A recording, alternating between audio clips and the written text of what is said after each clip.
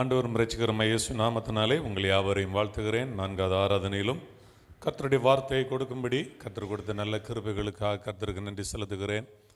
கர்த்தருக்கும் ஸ்தல சபை போதகர் சீனியர் பாஸ்டர் கிறிஸ்தாஸ் அவங்க குடும்பத்துக்கு, பாஸ்டர் ஜஸ்டின் குடும்பத்துக்கு மற்றும் உடன் ஊழியர்கள் குடும்பத்திற்கு மக்களுக்கு யாவருக்கும் இயேசு நாமத்தில் வாழ்த்துக்கள். கர்த்தர் உங்களை ஆசீர்வதித்து அற்புதமாக வழிநடத்துவாராக. 3 ஆராதனைகளிலும் தேவனுடைய வார்த்தையை கொடுக்கும்படி தேவன் நல்ல கிருபைகள் இரக்கத்தை செய்தார். கர்த்தர் நல்லவர். நம்மை ஆண்டவர் அற்புதமாக நடத்தி வருகிறார். இந்த ஆண்டு 2025 ஆரம்பித்தோம். 5 மாதங்கள் நிறைவடைய இருக்கிறது. பாதி நாட்கள் நெருங்கி கொண்டிருக்கிறோம். ஆனாலும் ஒவ்வொரு நாளும் கர்த்தர் நமக்கு உதவி செய்கிறார். வரும் காலத்திலும் உங்களுக்கு அற்புதமாக உதவி செய்து உங்களை ஆண்டவர் வழி நடத்துவார். ஹல்லேலூயா. அசெம்பிளிஸ் ஆஃப் காட் என்கிற ஒரு குடும்பத்தில், இது ஒரு ஸ்தாபன குடும்பத்தில் நாம் எல்லாரும் இருக்கிறோம். உலகம் முழுவதும் திருச்சபைகள் இருக்கிறது. இந்தியாவிலும் அதுவும் தமிழ்நாட்டில் குறிப்பாக பல சபைகள் தமிழ்நாடு முழுவதும் இருக்கிறது. எல்லா மாவட்டங்களிலும், எல்லா தாலுகா, ஊராட்சி ஒன்றியங்களில், கிராமங்களில் சபைகள் இருக்கிறது. புதிதாக சபைகள் ஆரம்பிக்கப்பட்டு கொண்டு இருக்கிறது. அதற்காக கர்த்தருக்கு ஸ்தோத்திரம். பாஸ்டர் கிறிஸ்தாஸ் அவங்க ஸ்தாபனத்தில் கமிட்டி மெம்பராக இருந்து தமிழ்நாடு முழுவதும் இருக்கின்ற சபைகளுக்கு ஒரு தலைவராக இருந்து அந்த கமிட்டியாரோடு இணைந்து பல நல்ல ஊழியங்களை செய்கிறார்கள். சர்ச் பிளான்டிங் அண்ட் இவாஞ்சலிசம் என்கிற அந்த டிபார்ட்மெண்ட்டில் டைரக்டராக இருந்து அநேக புதிய சபைகளை உருவாக்க அதிகமாக அவங்க டீமாக இணைந்து உற்சாகப்படுத்துகிறார்கள். தமிழ்நாட்டில் கர்த்தர் நல்லவராக நமக்கு தொடர்ந்து ஊழியங்களை செய்ய உதவி செய்கிறார். ஆண்டவருடைய சித்தத்தை நிறைவேற்ற, கர்த்தருடைய கட்டளையை நிறைவேற்றுவதற்கு நம்மை கர்த்தர் பயன்படுத்தி வருகிறார். ஆமென். ஹல்லேலூயா. ஆண்டவர் நல்லவர். ஜெபத்தை குறித்து 3 ஆராதனைகளிலும் ஒரு வசனத்தை மையமாக கொண்டு வெவ்வேறு செய்தியாக கொடுக்க ஆண்டவர் உதவி செய்தார். இந்த 4வது ஆராதனையிலும் அதே வசனத்தை மையமாக கொண்டு அதனால் இன்னொரு செய்தியை கொடுப்பதற்கு கர்த்தர் நமக்கு கிருபை தருவாராக. கர்த்தர் நம்மோடு பேசுவாராக. லூக்கா சுவிசேஷம் 11ஆம் அதிகாரம் 7-8 வசனங்கள், லூக்கா 18:4-5 இந்த 2 வேத பகுதி வசனங்கள் தலைப்பு வசனங்களாக 3 ஆராதனைகளிலும் தலைப்பு வசனங்களாக எடுத்துக்கொண்டு ஆனால் 3 ஆராதனைகளும் வித்தியாசமான செய்திகளை கொடுக்க ஆண்டவர் உதவி செய்தார். இந்த செய்திக்கு தலைப்பு என்னவென்று சொன்னால், ஜெபம் என்பது கூடாதவைகளை கூட வைக்கிறதான் ஜெபம். ஆமென். ஆமென் சொல்லுங்க. ஹல்லேலூயா. நம்ம எல்லாரும் ஜெபிக்கணும், ஜெபிக்க கற்றுக்கொள்ளணும். ஜெபத்தில் நம்ம அந்த எக்ஸ்பீரியன்ஸ்குள்ளே வரணும். ஆண்டவர் நல்லவர். என்னுடைய வாழ்க்கையில் நான் ஆண்டவரை இயேசு கிறிஸ்துவை இரட்சகராக அறிய முன்பதாக நான் ஒரு கிறிஸ்தவ பின்னணியில் பிறந்திருந்தாலும் கடவுள் நம்பிக்கை வாலிப வயதில் எனக்கு இல்லை. ஒரு ஞாயிற்றுக்கிழமை கிறிஸ்தவன். ஞாயிற்றுக்கிழமை மட்டும் ஆலயத்துக்கு சென்றாலும் ஒழுங்காக செல்வதில்லை, ஒழுங்காக அங்கே பங்கெடுப்பதில்லை. அந்த நாட்களிலே பரிசுத்த வேதாகமம் எனக்கு அடுத்தது தங்கை, அதுக்கு அடுத்த தங்கை, என்னுடைய யங்கர் சிஸ்டர் ஒரு ஸ்கூலில் கிதியோன் இன்டர்நேஷ்னல் மூலமாக ஃப்ரீயாக கொடுத்த ஒரு இலவச புதிய ஏற்பாடு வேதாகமத்தை அவள் ஸ்கூலில் வாங்கி கொண்டு வந்து என் டேபிள் மேலே வச்சுட்டா. நான் ஒரு நாள் டேபிளில் உட்காந்து அந்த அக்கௌண்ட்ஸ் பார்த்துக்கிட்டு இருந்தேன். அப்பொழுது அந்த வேதாகமம் இருந்தோடனே, கிறிஸ்தவர்கள் பைபிள் நமக்கு இருக்கிறது, கிறிஸ்தவர்கள் பைபிள் நான் ஒரு நாள் வாசித்ததே கிடையாது. வேதாகமத்தை எடுத்து வாசிக்க ஆரம்பித்தேன். ஒன்றுமே புரியாது. ஆரம்ப நாட்களில் வசனம் ஒன்றும் புரியாது. புதிய ஏற்பாடு தான், இல்லை மத்திய மார்க் லூக்கா ஒன்றும் புரியலனாலும் வாசிச்சுக்கிட்டே இருந்தேன். அப்பொழுது எனக்குள்ள ஒரு சிறிய விருப்பம் என்னென்னா, விண்ணப்பம் பண்ண விருப்பம். என் வாழ்க்கை நல்ல வாழ்க்கை அல்ல என்று நான் உணர்ந்து கொண்டேன். நைட்டு நான் தூங்குவதற்கு முன்பதாக படுக்கையில் ஒரு சின்ன ஜெபம், ஆண்டவரே என்னை ஒரு நல்ல வழியில் நடத்தும். என்னுடைய ஜெபம் என்னது, என்னை ஒரு நல்ல வழியில் நடத்தும். எவ்வளோ நேரம் இருக்கும் யோசிச்சு பாருங்க. ஒரு நிமிஷத்துக்குள்ளே தான், 1 நிமிஷம் 2 நிமிஷம் அவ்வளோதான் ஜெபம். என்னுடைய ப்ரேயர் லைஃப் ஃபஸ்ட்டு ஆரம்பமானது 1 நிமிஷம் ஜெபந்தான். நான் அப்படி தனியாக அது வரைக்கும் நான் ப்ரேயர் பண்ணது கிடையாது. எனக்கு சரியாக ஞாபகம் இருக்குன்னா ஒரு 23 வயசு, அந்த வயசாக இருக்கும், 23 வயசு.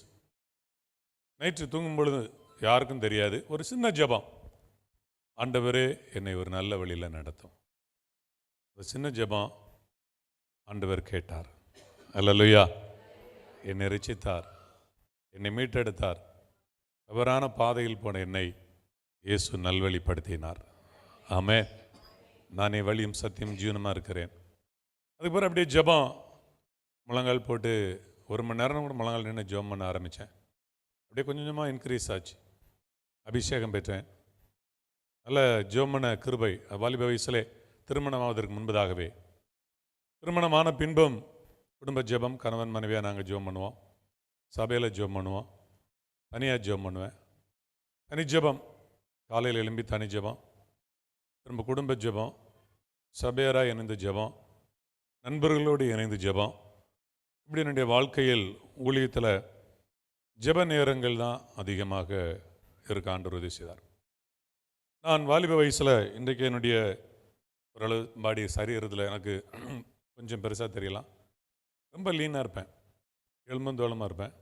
இல்லை, சரியாக சாப்பிட மாட்டேன். ஆனால் 3 நேரம் சாப்பிட்ருவேன், சரியாக சாப்பிட மாட்டேன், குறைவாக சாப்பிடுவேன். ஆரம்ப காலத்தில் கர்த்தர் எனக்கு உபவாசிக்க ஏவினார். எனக்கு உபவாசம் இருக்கிறதுனா தெரியாது. ஒரு நேரம் 2 மணிக்கு முடியும். எப்பொழுது 2 மணி ஆகணும் எதிர்பார்த்து கொண்டிருப்பேன். காலையில் மட்டும் சாப்பிடாம மதியம் 2 மணிக்கு ஒரு நேரம். நம்ம ஒரு நாள் ஃபுல்லாக ஃபாஸ்டிங் ப்ரேயர், காலையில் 9:00 சாயந்தரம் 4 மணி வரைக்கும். என் வாழ்க்கையில் அது வரைக்கும் அப்படி இருந்ததில்லை. இதெல்லாம் வாலிப வயது சொல்கிறேன், திருமணம் ஆவதற்கு முன்பு. அப்போ போனேன். நான் என்ன தீர்மானத்தோடு போனேன்னா, ஒரு 2 மணிக்கு பசி எடுத்தால் இப்படிமா ரோடு சைடு தான் சர்ச்சு இருந்தது. வெளியே போய் டீ கடையில் ஒரு டீயும் வடையும் சாப்பிட்டு வந்துடுவோம் அப்படிங்கிற நல்ல தீர்மானத்தோடு தான் உள்ளே போகிறேன். நான் 4 மணி வரைக்கும் அந்த இடத்த விட்டு எழும்பவில்லை. ஆண்டவருடைய பிரசன்னம் 4 மணி வரைக்கும் எனக்கு பசியும் தெரியல. முடிஞ்ச பிறகு எனக்கே ஆச்சரியம். அப்படி என் வாழ்க்கையில் நான் இருந்தது இல்லை. அதன் பிறகு ஆண்டவர் ஊழியத்துக்கு வரும் பொழுது உபவாசம் இருக்க 3 நாட்கள், 7 நாட்கள், 21 நாட்கள், வருஷத்துக்கு 2 நேரம், 21 நாட்கள் ஃபுல்லாக ஒன்றுமே சாப்பிடாமல் உபவாசிக்க ஆண்டவர் உதவி செய்தார். உபவாசம்னா வெறும் சாப்பிடாமல் இருக்கிறது மட்டுமல்ல. எங்கள் சபையில் உபவாசம் ஜெபம்னா, ஏன் உங்களுக்கு நான் ஒரு சில அனுபவங்களை சொல்கிறேன். நாங்கள் ஜெபத்தில் இருப்போம், அதிகமாக ஜெபம் பண்ணுவோம். எங்கள் சபையில் 6 நேரம் ஜெபம் நடக்கும். ஃபாஸ்டிங் ப்ரேயரில் 21 நாள், வருஷத்துக்கு 2 டைம்ஸு. காலைல ஒரு 5 o'clock ப்ரேயர், காலைல 11 to 2, திரும்ப மதியம் 2:30 to 5 பெண்கள் மட்டும், மாலை 7 to 9 ஆண்கள், திரும்ப நைட்டு ஒரு 10 to 12 மணி வரைக்கும் யுத்த ஜெபம் பண்ணுவோம். ஆண்களாக கூடி யுத்த ஜெபம், ஸ்பிரிச்சுவல் வார்ஃபேர், அப்படி நாங்கள் ஜெபிப்போம். அப்படி 21 நாட்கள் ஆண்டவர் உதவி செய்தார். 2010 எனக்கு ஒரு மேஜர் ஆக்சிடெண்ட்டு. அதுக்கு பிறகு தான் ஃபாஸ்டிங் அதிகமாக இருக்க முடியல. ஒரு நேரம் மட்டும் சாப்பிட்டு கொண்டு 21 நாட்கள் அப்படி ஜெபத்திலே இருக்கிறது. இந்த ஜெபத்தில் இருக்கும் பொழுது எனக்கு நான் உணர்ந்து கொண்டது என்னென்னா, உண்மையாகவே இந்த ஆண்டவரோடு ஐக்கியமாக ஜெபத்தில், ஏன்னா பொதுவாக நீங்கள் உலகத்தில் இந்த காலகட்டத்தில் ஒரு நபரை ஒரு இடத்துல உட்கார வைப்பது என்பது கடினமான காரியம். அது ஆண்கள் ஒரு இடத்துல உட்காருவது என்பது கடினமான காரியம். ஆனால் தேவ சமூகத்தில் உட்கார்ந்து அமர்ந்து காத்திருந்து ஜெபிக்கக்கூடிய கிருபைகளை ஆண்டவர் எனக்கு தந்தார். அல்லேலூயா. ஆண்டவர் நல்லவர். கர்த்தருக்கு காத்திருக்கிறவர்களோ புதுபலன் அடைந்து கழுகளைப் போல செட்டைகள் அடித்து உயர எழும்புவார்கள். அவர்கள் ஓடினாலும் லயப்படையார்கள், நடந்தாலும் சோர்வடையார்கள். இளைஞர் இடைப்படைந்து சோர்ந்து போவார்கள், வாலிபர்கள் இடறி விழுவார்கள். கர்த்தருக்கு காத்திருக்கிறவர்கள் புதுபலன். அந்த ஜெபத்தில் ஆண்டவர் என்னன்னா, அந்த ஒரு பலத்தை கொடுப்பார், ஸ்ட்ரென்த்தை கொடுப்பார். அதான் முக்கியம். ஒரு ஆவியின் பலம். எலியா அந்த ஒரு போஜனத்தினால 40 days, அந்த ஒரே பர்வத்துக்கு டே அண்ட் நைட்டு 40 நாள் அவன் போனான். அதே மாதிரி இந்த ஜெபம் பண்ண பிறகு என்ன அப்படின்னா, ஒரு ஆவியில் ஒரு பலம் இருக்கும். ஆண்டவர் நல்ல தரிசனம் கொடுப்பார். இந்த தரிசனத்தை செயல்படுத்த வேண்டும் என்கிற ஆர்வம், உற்சாகத்தை, ஊக்கத்தை கொடுப்பார். மாம்சம் பலவீனமானது. எனக்கெல்லாம் மேஜர் ஆக்சிடெண்ட்டு, ஸ்தோத்திரம். எனக்கு இந்த இடது கையில் ஸ்டீல் இருக்குது, வலது கையில் ஸ்டீல் இருக்குது. இப்போ மொத்தத்தில் நான் இப்போ ஸ்டீல் பாடியாக நிற்கிறேன். அப்படி சரீரத்தில் என் காலெல்லாம் ரைட் சைடு முட்டு பகுதியில் பலத்தாடி. டாக்டர் முட்டு சர்ஜரி பண்ணினார். ஒரு டாக்டர் அட்வைஸ் பண்ணார். நார்கோயில் சுசுருஸ் ஹாஸ்பிட்டல், ஒரு ரொம்ப ஃபேமஸ் மோகன்தாஸ்னு ஒரு டாக்டர், அவர் என்கிட்ட சொன்னார், பாஸ்டர் நீங்கள் சர்ஜரி பண்ண வேண்டாம், ஒன்றும் பிரச்சனை இல்லை. பயங்கரமாக அந்த பெயின் இருந்தது அந்த நாட்டில் சொல்லி. ஆனாலும் பல மணி நேரங்கள் நின்று பிரசங்கம் பண்ண, ஜெபம் நடத்த ஆண்டவர் இதுவரைக்கும் பலத்தை தந்திருக்கிறார். ஹல்லேலூயா. கர்த்தருடைய தெய்வீக சுகம், ஆண்டவர் நல்லவர். அப்போ என்ன அப்படின்னா, அந்த ஜெபந்தான் ஆண்டவரோடு இருக்கிற அனுபவங்கள் ஊழியத்தில் நடத்துகிறது. நான் பாஸ்டர்கிட்ட பேசிக்கிட்டு இருந்தேன். இப்போ இந்த ஆராதனை இடையில் ஒரு சபையில் பிரசங்கம் பண்ணிடலாம், பாட்டு நடத்திடலாம், ஆனால் ஒரு சபையை நடத்துவது கடினமான காரியம். ஊழியத்துக்கு வந்த புதிதில் ஆண்டவர்கிட்ட நான் கேட்டுக்கிட்டது என்ன கேட்டுக்கிட்டேன், ஆண்டவரே எனக்கு சபை ஊழியம் வேண்டாம் அப்படின்னேன். சபை மேய்ப்பர் ஊழியம், ஏன்னா சபை மேய்ப்பர்களெல்லாம் நான் பார்த்து, சபை ஊழியத்தை பார்த்து, சர்ச் மினிஸ்ட்ரி வேண்டாம் ஆண்டவரே, நான் ஒரு இவாஞ்சலிஸ்டாக இருக்கிறேன்னே. ஆனால் ஆண்டவர் என்னை விடலை. எனக்கு அழைப்பு ஆண்டவர் மேய்ப்பர். அப்படியே மேய்ப்பராகவே இதுவரைக்கும் பாஸ்டாகவே சபையை நடத்த, ஆயிரக்கணக்கான ஜனங்களை நடத்த ஆண்டவர் உதவி செய்கிறார். எங்கள் சர்ச்சில் ஒரு எல்டர் கேட்டார், வயசானாலு, எப்படி பாஸ்டர் எல்லாரையும் உங்களை மேய்க்கிறீங்க அப்படின்னு கேட்டார். அதுக்கு ஒரு ஸ்பெஷல் காலிங் வேணும். அல்லேலூயா. பாஸ்டர்னா பிரசங்கம் பண்ணுறது, பாட்டு படிக்கிறது அப்படின்னு மட்டும் நீங்கள் நினைக்காதீங்க. பாட்டு படிக்கிறது, பிரசங்கம் பண்ணுறதெல்லாம் நான் என்னை பொறுத்த வரைக்கும் ரொம்ப எளிது, சாதாரண காரியம். ஒரு சபை மக்களை நடத்துவது என்பது மிக கடினமான காரியம். ஆனால் பை காட்ஸ் கிரேஸ் அந்த கிருபை, அந்த ஞானம், அபிஷேகத்தை கொடுக்குற. எனவே நீங்கள் பாஸ்டர்ஸ்க்காக, ஊழியர்களுக்காக, உங்கள் ஸ்தல சபை போதகருக்காக ஜெபிக்கிறது உங்களுடைய கடமை தான், உங்கள் பொறுப்பு தான். நீங்கள் தான் ஜெபம் பண்ணணும். உங்களை தவிர வேறு யாரும் ஜெபம் பண்ண முடியாது. எங்களையும் நீங்கள் நினைக்கும் போது ஜெபம் பண்ணுங்க. ஆனால் உங்கள் ஸ்தல சபை போதகரை நினைவு இருந்து தினமும் அவருக்காக, குடும்பத்துக்காக, ஊழியங்களுக்காக ஜெபம் பண்ணுங்க. காரணம், ஆண்டவராய் இயேசு கிறிஸ்து அவர் ஜெபித்தார், ஜெபிக்க கற்றுக் கொடுத்தார், மற்றவர்களை ஜெபிக்க ஊக்கப்படுத்தினார். ஆமென் சொல்லுங்க. ஹல்லேலூயா. இயேசு இங்கே லூக்கா 18 சோர்ந்து போகாமல் எப்பொழுதும் நீங்கள் ஜெபம் பண்ணுங்க. ரொம்ப அழகாக அந்த வார்த்தைகளை அவர் சொல்லுகிறார். என்ன சொல்றார்? சோர்ந்து போகாமல் எப்பொழுதும், ஆமென், இடைவிடாமல் ஜெபம் பண்ணுங்கள். வேதத்தில் வாசிக்கிறோம். எப்பொழுதும், எப்பொழுதும் ஜெபம் பண்ண முடியுமா? முடியும். நான் என்ன சொல்வேன்னா, சரீரம் பலம் இருந்தால் தான் ஊழியம் செய்ய முடியும். வாய்ஸ் நல்லா இருந்தால் தான் பாட்டு படிக்க முடியும். மியூசிக் இன்ஸ்ட்ருமெண்ட் ஒரு சிலர் திறமையுள்ளவர்கள் அந்தந்த வயதில் அந்தந்த வேலை செய்ய முடியும். குறிப்பிட்ட வயது தாண்டினால் வேலை செய்ய முடியாது. ஆனால் எப்பொழுதும் எல்லாரும் செய்யக்கூடிய ஒன்று ஜெபம். படுக்கையில் கிடந்தாலும், வியாதியில் படுக்கையில் கிடந்தாலும் ஜெபம் பண்ணலாம். ஆண்டவர் கேட்பாரா, கேட்க மாட்டாரா? எத்தனை பேர் விசுவாசம் இருக்குது? கேட்பார். ஆமென். வியாதியின் படுக்கையில் கிடந்தாலும் என்ன செய்ய முடியும்? ஜெபம் பண்ண முடியும். மற்ற வேலை செய்ய முடியாது. பாத்திரம் கழுவ முடியாது, சமையல் பண்ண முடியாது, உணவு சமைக்க முடியாது. ஆனால் என்ன செய்யலாம்? அன்னாள் 84 வயது விதவை, அவள் இரவு பகலும் உபாசித்து ஜெபம் பண்ண. 84 வயசுல என்ன செய்ய முடியும்? வீடு போங்குது, காடு வா வான்னு கூப்பிடுற வயசு, 84 வயசு. யோசிச்சு பாருங்க. யாருக்கும் உதவாத பாத்திரம். எங்க வீட்டில் எங்க பாட்டி, எங்க அப்பா பெற்ற பாட்டி இருந்தாங்க. அப்போ நான் எங்கள் பாட்டியை பரிகாசம் பண்ண மாட்டேன், கிண்டல் பண்ண மாட்டேன். இந்த பாட்டி அதனால் என்ன ரொம்ப பிடிக்கும். எங்கள் வீட்டில் 7 பிள்ளைகள் எங்கள் அப்பாவுக்கு. அப்போ நான் என்னோட பிறந்தது. என் தம்பிமாரெலாம் எங்கள் பாட்டியை திட்டிக்கிட்டே இருப்பான். எங்கேயா போய் ஏரியில் விழுந்து சாகு அப்படி சொல்லிகிட்டே இருப்பான். உதவாத ஒரு வயசான எல்லாரும் என்ன செஞ்சுறாங்க? உதவாத பாத்திரன்னு ஒதுக்கிடுறாங்க. ஒரு பாத்திரம் உதவுற வரைக்கும் வீட்டில் நல்ல பாத்திரமா இருக்குது, கொஞ்சம் பழசானா உடஞ்சிதுன்னா அப்படி ஒரு மாதிரி சைஸ் மாறிச்சுன்னா தூக்கி எங்கே ஓரமாக போட்டுருந்தாங்க.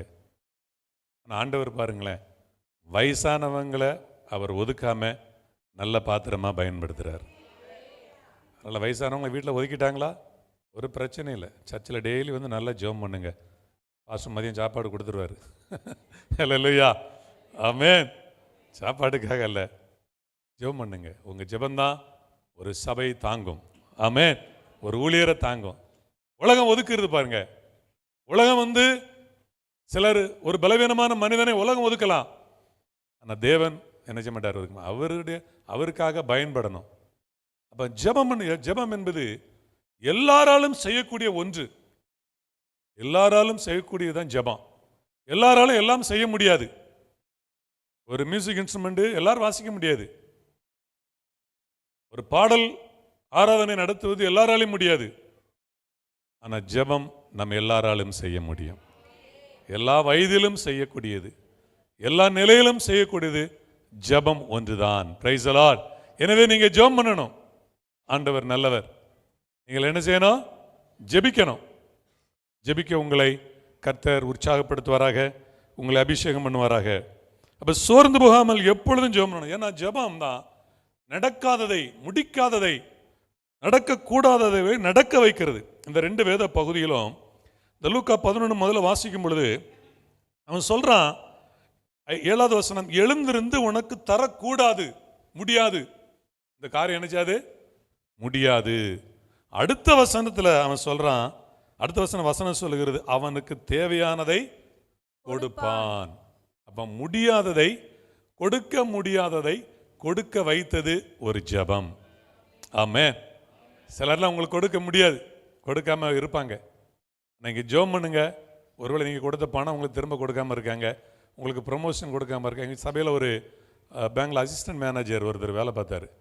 அவர் இப்போ திண்டுக்கல்ல அவர் இருக்கிறாரு. அவர் ஒரு முறை பாஸ்டர் எனக்கு ஜெபம் பண்ண என்ன வரும், நான் எல்லாம் எக்ஸாம் எழுதிட்டாரு. அவருக்கு ப்ரமோஷன் கொடுக்க மாட்டேங்காங்க. எல்லாரும் கொடுத்துட்டாங்க, எக்ஸாம் எழுதி பாஸ் பண்ண எல்லாரும் கொடுத்துட்டாங்க, அவருக்கு கொடுக்க மாட்டேங்காங்க. நிர்வாகம் அந்த ரீஜனல் ஆஃபீஸில் இருந்து அவருக்கு ப்ரமோஷன் வரமாட்டேங்குது. ஒரு நாள் அவர் வீட்டில் இருந்து நாங்கள் சரி ஃபாஸ்டிங் ப்ரேயர் வைத்து காலில் இருந்து ஒரு 3 மணி வரை ஜெபம் பண்ணோம். ஒரு வீட்டில் ஜெபம் பண்ணின ஒரு சில வாரங்களுக்குள்ள அவர் சொன்ன வார்த்தை, பாஸ்டர் எனக்கு ப்ரமோஷன் கொடுத்துட்டாங்க. ஹல்லேலூயா. பாருங்க, அப்போ கொடுக்க மாட்டேன்னு சொல்கிறவனும் நீங்கள் ஜெபம் பண்ண அவங்களை தேடி வந்து கொடுக்க ஜெபம் வல்லமையுடையது. ஆமேன்னு சொல்லுங்க. ஹல்லேலூயா. வழிகளை திறக்கும் பட்சிக்கிறவனிடத்திலிருந்து பச்சனத்தை கொடுக்க ஆண்டவர் நம்மை வல்லவராக இருக்கிறார். ஆமேன். அதே 18 பாருங்க, அந்த அநீதியுள்ள பெற முடியாத, பெற்றுக்கொள்ள முடியாத ஒரு இடத்துல போய் அந்த பெண் கேட்கிறாள். பெற்றுக்கொள்ள முடியாது. அப்போ ஆண்டவர் அதை சொல்லிட்டு, ஏன் இதெல்லாம் சொல்றாரு ஆண்டவரா இயேசு கிறிஸ்து? அதை சொல்லிட்டு, ஒரு பெற்றுக்கொள்ள முடியாத ஒரு இடத்துல ஒரு பெண் நியாயத்தை பெற்றுக்கொண்டா. அப்போ நான் அவ்வளவு கொடூரமானவனா? ஆண்டவர் கேட்கிறாரு. அவர் அன்புள்ள தெய்வம், உங்களுக்கு கொடுக்க வல்லவராக இருக்கிறேன். எத்தனை பேர் விசுவாசிக்கிறீங்க? பின்னால கடைசியில் இருக்கிறவங்க ஆமென் சொல்லுங்க. அல்லேலூயா. கர்த்தர் உங்களுக்கு தர வல்லவராக இருக்கிறார். நீங்க ஜெபம் பண்ணணும். இதுல 7 காரியத்துக்காக ஜெபிக்க சொன்னார். அது ஒரு முகவரியா சொல்றேன். நான் முதல் 3 ஆராதனைகள் அதை 2 இணைத்து சொன்னேன். பரிசுத்தாவின் அபிஷேகத்துக்காக ஜெபம் பண்ணணும், வல்லமைக்காக 13வது வசனத்துல சொல்றார். 22வது வசனத்துல பலவானை மேற்கொள்ளக்கூடிய ஜெபம், பிசாசை மேற்கொள்ளக்கூடிய அந்த ஜெபத்தை ஏறெடுக்கணும். அடுத்து தேவனோடு ஐக்கியப்படுவதற்காக ஜெபிக்கணும், அதை நான் சொன்னேன். அடுத்து 33வது வசனத்தில் விளக்கை கொளுத்தி வெளிச்சத்துக்காக, ஆண்டவர் நம்ம வெளிச்சமாக இருக்கணும், பிறருக்கு வெளிச்சமாக இருக்கணும். அடுத்தல 35வது வசனத்தில் வெளிச்சம் இருளாகக்கூடாது, இதை நான் சொன்னேன். 42வது வசனத்தில் நியாயத்தை செய்ய வேண்டும், தேவ சித்தத்தை செய்வதற்காக ஜெபிக்கணும். 42வது வசனத்தை தேவ சித்தத்தை செய்ய, அதை நான் பிரசங்கத்தை பண்ணலை, ஆனால் இப்பொழுதும் அதை செய்யவில்லை. இன்னொரு வசனத்துக்கு நான் அது வருகிறேன். 7வது காரியம் அது, பரிசேயரே உங்களுக்கு ஐயோ, நீங்கள் ஒருத்தலாம் மறுக்கொழுந்து முதலிய சகலவித பூண்டுகளையும் தசமம் கொடுத்து நியாயத்தையும் தேவ அன்பையும் விட்டு விடுகிறீர்கள், இவைகளையும் செய்ய வேண்டும்.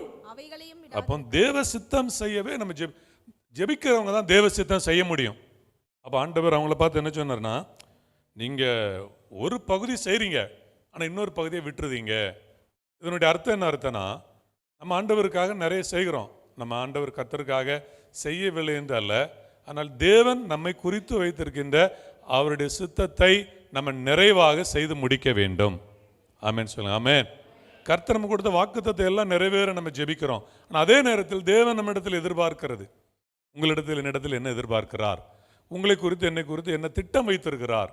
ஒரு பெற்றோர் தன்னுடைய பிள்ளைகளை குறித்து திட்டம் பிளான் பண்ணுறாங்க. இதை படிக்கணும், என் பிள்ளை டாக்டர் ஆகணும், என் பிள்ளை அதாகணும் இதாகணும் ஒரு திட்டம் வைக்கிறாங்க, இப்படி கல்யாணம் நடக்கணும் திட்டம் வைக்கிறாங்க. அப்போ தேவன் நம்மை குறித்து வைத்திருக்கிற திட்டம், ஒரு பிளான் இருக்கு. ஆண்டவர் ஒரு பிளான் வைக்காரு, ஒரு ப்ளூ பிரிண்ட் போட்டிருக்காரு. அந்த திட்டம் நிறைவேறணும், அந்த சித்தம் நிறைவேற நாம் ஜெபிக்க வேண்டும். தேவ சித்தம் என்ன? பவுல் ஜெபம் பண்ணாரு, அப்போஸ்தலர் 9 அதிகாரத்தில், ஆண்டவரே நான் என்ன செய்ய சித்தமா இருக்கிறீர். ஜெபம் பண்ணாரா? நம்ம ஜெபம், நீங்க ஜெபம் பண்றீங்களா? ஆண்டவரே நான் என்ன செய்ய சித்தமா இருக்கிறேன். அப்ப காட்ஸ் பிளான் ஒன்று இருக்கு. நமக்கு ஒரு திட்டம் இருக்கும் வாழ்க்கையில், நமக்கு ஒரு திட்டம் இருக்கும். நாளை என்னுடைய திட்டம், எங்கள் சித்தப்பா ஒருத்தர், அவர் கேரளாவில் எப்பவும் இருக்கிறாரு, சவுதி அரேபியாவில் வேலை பார்த்தாரு. அப்போ அவர் என்ன சொன்னார்னா, அவர் இந்த மலையாளத்தில் பேசும் முன்னே நீ ஒரு மெக்கானிக்கல் இன்ஜினியர் படிக்கணும். அப்போ நான் பாலிடெக்னிக் சேர்ந்து திருநெல்வேலி பக்கத்தில் சங்கர் நகர் தாளையுத்து அந்த சங்கர் பாலிடெக்னிக் சேர்ந்து டிஎம்இ மெக்கானிக்கல் இன்ஜினியரிங் படித்தேன். ஆனால் ஆண்டவர் அப்படியே என்னை திசை திருப்பிட்டார். அதை கம்ப்ளீட் பண்ணலை, படித்து முடிக்க முடியல. 3rd இயர் படிச்சிருக்கும்போது எனக்கு அது டிஸ்கண்டினியூ ஆகி எங்கள் மாமாவுக்கு இப்போ அக்கௌண்ட்ஸ் பார்க்குறதுக்காக என்னை அங்கே கொண்டு சேர்த்து விட்டு ஐயப்பார் என்னுடைய வாழ்க்கையில் நான் திசை திருப்பப்பட்டேன். அது நல்லதுக்கு. எனக்கு ஒரு பிளானு. நான் அதை படிச்சுட்டு வெளிநாடு போகணும், சவுதி அரேபியா போகணும், அங்கே வேலை செய்யணும். அவர் உனக்கு நான் எல்லா வேலையும் வாங்கி தரேன், நீ வந்துருங்க அப்படின்னு அவர் ரொம்ப வருத்தி கூப்பிட்டார் என்ன. ஆனால் தேவ திட்டம், நான் ஒரு ஊழியக்காரனாக வேண்டும் என்பது தேவ திட்டம். ஹல்லேலூயா. அதனால் என் திசை திருப்பிட்டார், வழியை திருப்பிட்டார். இப்போ தேவன் நம்மை குறித்து வைத்திருக்கிற திட்டம் இருக்குது. பிள்ளைகளுக்காக பெற்றோர் ஜெபம் பண்ணும்போது, பிள்ளைகள் அது படிக்கணும் இது படிக்கணும்னாலும் நீங்கள் ஜெபம் பண்ண, ஆண்டவரே உம்முடைய சுத்தம் எங்கள் பிள்ளைகள் வாழ்க்கையில் நிறைவேற வேண்டும். நாங்கள் எங்கள் பிள்ளைகளுக்கு அப்படியே ஜெபம் பண்ணோம். பிள்ளைகள் அவங்க மனதில் 1000 விருப்பங்கள் இருக்கும், தேவ திட்டம் நிறைவேறணும். அதான் ஜெபம். எதுக்காக நம்ம ஜெபிக்கணும்? தேவ சித்தம். நாமும் தேவ சித்தத்தை செய்யணும். தேவ சித்தத்தை மீறி எதாவது செய்யக்கூடாது, அதை மீறி நம்ம வாழக்கூடாது. நம்ம தேவ சித்தத்தை மீறும் பொழுதுதான் நம்முடைய வாழ்க்கையில் குழப்பங்கள் வருகிறது, சமாதானம் கெட்டு போகிறது, ஆசீர்வாதங்கள் கெட்டு போகிறது. தேவ சித்தத்தை மீறுவது என்பது, நான் உதாரணத்துக்கு ஒரு உதாரணத்துக்கு சொல்கிறேன். ஒரு பாதையில் போகிறோம், நம்ம நேராக போய் அந்த எல்லை அடையணும். ஆனால் தேவ சித்தத்தை மீறினால் நம்ம என்ன செய்கிறோம் என்றால், அந்த பாதையை விட்டு விலகி இன்னொரு பாதைக்குள்ளே போகிறோம். இப்போ கர்த்தர் அமைதியாக தான் இருப்பார். அந்த பாதையில் போய் நமக்கு குழப்பமாகி கஷ்டப்பட்டு கடைசியில் எங்கே திரும்ப சேருவோம்னா அதே பாதையில் கொண்டு நிற்போம். அப்போ நம்ம புரிந்து கொள்வோம், ஐயோ நான் தேவ சித்தத்தை செய்யாமல் வழி மாறி போயிட்டேன். திரும்ப கர்த்தர் எங்கே தான் கொண்டு நிறுத்துறாரு? அதே இடத்துல கொண்டு வந்து நிறுத்துறாரு. இப்போ தேவ சித்தத்தை அறிவது என்பது ஒரு கடினமான காரியம்தான். ஆனால் ஜெபிக்கிறவர்களுக்கு தேவன் தம்முடைய சித்தத்தை வெளிப்படுத்துகிறார். ஆமென், அல்லேலூயா. ஜெபிக்கிறவர்கள் என்ன செய்றாரு? நீ போ, நீ என்ன செய்யப்பட வேண்டும் என்று அங்கே உனக்கு சொல்லப்படும். நான் என்ன செய்ய சித்தமா இருக்கிறீர்? பவுல் கேட்டான். ஆண்டவர் எங்க அனுப்புறாரு? அனனியா வீட்டுக்கு அனுப்புறாரு. அப்போஸ்தலர் 9 அனுப்புறாரா? என்ன செய்யணும் நம்ம கேட்ட உடனே ஆண்டவர் அனுப்புறாரு. அங்க போய் அவன் தேவ சித்தத்தை அறிகிறான். ஆண்டவரே சொல்றார், உன்னை எதற்கு? ராஜாக்களுக்கு, பிரஜாதிகளுக்கு, உன் ஜனத்துக்கு, இஸ்ரவேல் ஜனங்களுக்கு சுவிசேஷம் அறிவிக்க பாத்திரம் தெரிந்து கொண்டேன். அதோடு கூட நீ எவ்வளவாய் பாடுபடணும். கர்த்தருக்காக என்ன செய்யணும்? பாடுபடணும். அதுக்காக தான் உன்னை தெரிந்து கொண்டேன். அதான் தேவ சித்தம். நம்ம சில நேரங்களில் ஆசீர்வாதங்களை பெற்றுக்கொள்கிறோம், கர்த்தருக்காக சில பாடுகளை சகிக்க வேண்டும். நம்ம பாடுபடணும். அவள் சொல்ற அந்த எபிரேயர்ல வாசிக்கிறோம், அந்த பாளையத்திற்கு வெளியே, சபைக்காக பாளையத்திற்கு வெளியே இயேசு சிலுவையில் சுமந்து அந்த கொல்கதா இலைய வர வந்தாரு. நம்ம அதை தாண்டி அந்த சிலுவையை நம்ம சுமக்கணும். ஆமென் சொல்லுங்க. ஒருவன் தன்னைத்தான் வெறுத்து தன் சிலுவை எடுத்துக்கொண்டு என்னை பின்பற்றாவிட்டால் எனக்கு சீசனா இருக்க மாட்டான். இன்னைக்கு உள்ள கிறிஸ்தவ உலகம், இன்னைக்கு கிறிஸ்தவங்க நம்ம ஆசீர்வாதங்களுக்காக மட்டும் கிறிஸ்துவை நம்புகிறோம், நன்மைக்காக மாத்திரம் கிறிஸ்துவை நம்புகிறோம். நம்ம பரிதபிக்கப்படத்தக்கவர்கள்.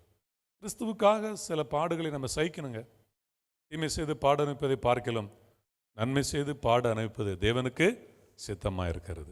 ஆமென், அல்லேலூயா. கிறிஸ்துவுக்காக பாடுகள், சுவிசேஷம் அறிவிக்க போகிறதுனால, சபைக்கு வர்றதுனால, ஊழியத்துக்கு போவதுனால சில பாடுகள், சில பரிகாசங்கள் உங்களுக்கு உண்டாகலாம், உங்களை சொல்லலாம். ஆனாலும் அந்த கிறிஸ்துவுக்காக. அப்போ தேவ சித்தம் அப்படின்னு ஒன்று இதில் இருக்கிறது. சரி, இப்பொழுது உங்களுக்கு நம்ம பிரசங்கத்துக்கு நேராக வருவோம். இப்பொழுது எதற்கு நேராக வருகிறோம்? லூக்கா 11:28. அதற்கவர், அப்படியானாலும் தேவனுடைய வார்த்தையை கேட்டு அதை காத்து கொள்கிறவர்களே அதிக பாக்கியவான்கள். தேவனுடைய வார்த்தை, நம்ம ஜெபிக்கும் பொழுது தேவனுடைய வார்த்தைக்கு முக்கிய இடம் கொடுக்கணும். தேவனுடைய வார்த்தை நம்ம ஆண்டவற்றை கேட்கணும். பைபிள் வாசிக்கிறது மட்டுமல்ல, பைபிள் வாசிக்கிற வசனத்தினுடைய அர்த்தம், வேதத்தில் உள்ள அதிசயங்களை காணும்படி என் மனக்கண்களை என்ன செய்யுங்க? திறந்து கொள்ளுங்க. தேவனுடைய வார்த்தை கேட்டு அதை காத்து கொள்ளணும். இந்த வசனத்தை வாசிக்கிறவர்கள், கேட்கிறவர்கள், கை கொள்கிறவர்கள் பாக்கியவான்கள். அப்போ தேவனுடைய வசனம் நமக்குள்ள வரணும், நம்ம இருதயத்துக்குள்ள போகணும். அதுக்காக ஜெபம் பண்ணணும். தேவனுடைய வசனம் நம்முடைய இருதயத்துல போகும் பொழுது அங்கே என்ன உண்டாகும்? தேவனுடைய வசனம் நமக்கு உணர்வை கொடுக்கக்கூடியதாக இருக்கிறது. ஆமென். சாலமோன் ஞானத்தை கேட்டான். நல்லா கவனிச்சு பார்த்தீங்கன்னா, சாலமோன் ஞானத்தை கேட்டான். ஆண்டவர்கிட்ட என்ன கேட்குறான்? அவன் ஜெபம் பண்ணுறான், ஞானத்தை கேட்குறான். ஞானம் வந்து வசனம். ஞானம் வந்து வசனம். நான் வாலிப வயசில் இருக்கும்போது எனக்கு யார் சொன்னாங்கன்னு தெரியல, எனக்கு யாரோ ஒருத்தர் அப்போ ஒரு ஆலோசனை கொடுத்தாரு. நீங்கள் பைபிள் என்ன வாலிப வயசில் ரசிக்கப்பட்ட பொழுதில் என்னை பார்த்து கேட்டார், நீங்கள் பைபிள் வாசிப்பீங்களா? ஆமாம் வாசிப்பேன். என்ன வாசிப்பீங்க? நான் புதிய ஏற்பாடு வாசிப்பேன், நான் பழைய ஏற்பாடு வாசிப்பேன். சரி, நல்லா ரெகுலராக வாசிங்க. ஒரு ஆர்டராக வாசிப்பீங்களா? ஆமாம் ஆர்டராக வாசிப்பேன். அப்பொழுது அவர் ஒரு ஆலோசனை சொன்னார், நீதிமொழிகள் தினமும் ஒரு அதிகாரம் வாசிங்க அப்படின்னார். நீதிமொழிகள் தினமும் ஒரு அதிகாரம் வாசிங்கன்னார். 1ஆம் தேதினா 1 அதிகாரம், 2ஆம் தேதினா 2 அதிகாரம் அப்படின்னு ஒரு ஆலோசனை கொடுத்தார். நான் இன்றைக்கி வாலிபர்கள் கொடுப்பேன். உண்மையில் அந்த வசனங்களை வாசிக்கும் பொழுது உண்மையிலே ஞானம் வந்து நீதிமொழிகள் மட்டுமல்ல, ஒரு மனிதன் ஞானமுள்ள மனிதனாக மாற வேண்டுமானால் புத்தி, அறிவு, விவேகம் உலகத்திலிருந்து வருகிறது. அறிவு உலகம், ஞானம் என்பது பரலோகத்திலிருந்து வருகிறது. அல்லேலூயா, ஆமென். உங்களில் ஒரு ஞானத்தில் குறை உள்ளவன். நம்ம எல்லாரும் படிக்கிற பிள்ளைகளுக்காக இந்த வசனத்தை வைத்து ஜெபம் பண்ணுவோம். ஆனால் அது படிப்புக்காக சொல்லப்பட்ட வசனம் அல்ல. உண்மையை சொல்லப்போனால், உங்களில் ஒருவன் ஞானத்தில் குறைவுள்ளவனாய் இருந்தால் யாவருக்கும் சம்பூர்ணமாய் கொடுக்கிறவரும் ஒருவரையும் கடிந்து கொள்ளாதவருமாகிய தேவனிடத்தில். ஞானங்கிறது பரலோகத்திலிருந்து வருகிறது. அறிவு, புத்தி பூமியிலிருந்து வருது. ஞானம் பரலோகம், தேவன் கொடுக்கிறது. தேவன் அனந்த ஞானம் உள்ளவர். ஞானங்கிறது என்ன அப்படின்னா, நம்ம வாழ்க்கையில் எப்படி நடக்க வேண்டும் என்று தேவன் வெளிப்படுத்துகிறது ஞானம். ஆமென். ஆவிக்குரிய ஞானம், ஸ்பிரிச்சுவல் லைஃப், எப்படி பேசணும், எப்படி வாழணும், எப்படி பார்க்கணும், ஒரு காரியத்தை எப்படி பார்க்கணும், அதான் ஞானம். ஆமென். ஒரு நாள் 2 நண்பர்கள் போனாங்களாம். 2 நண்பர்களும் வெவ்வேறு வேலை. அப்போ ஒரு வழியில் ஒரு பெரிய பாறை கல், ஒரு பெரிய கல், பெரிய பாறை சொல்ல பெருசாக ஒன்று கிடது. ஒரு நண்பன், என்ன பாறை, நம்ம வழியில் போகிற வழியில் இப்படி பாறை பெருசாக இருக்குது அப்படின்னா இது பாறை கல்லுன்னு. இன்னொருவன், அந்த மனிதன் சிற்பி, அந்த மனுஷன் சொன்னானா அது ஒரு யானை அப்படின்னானா.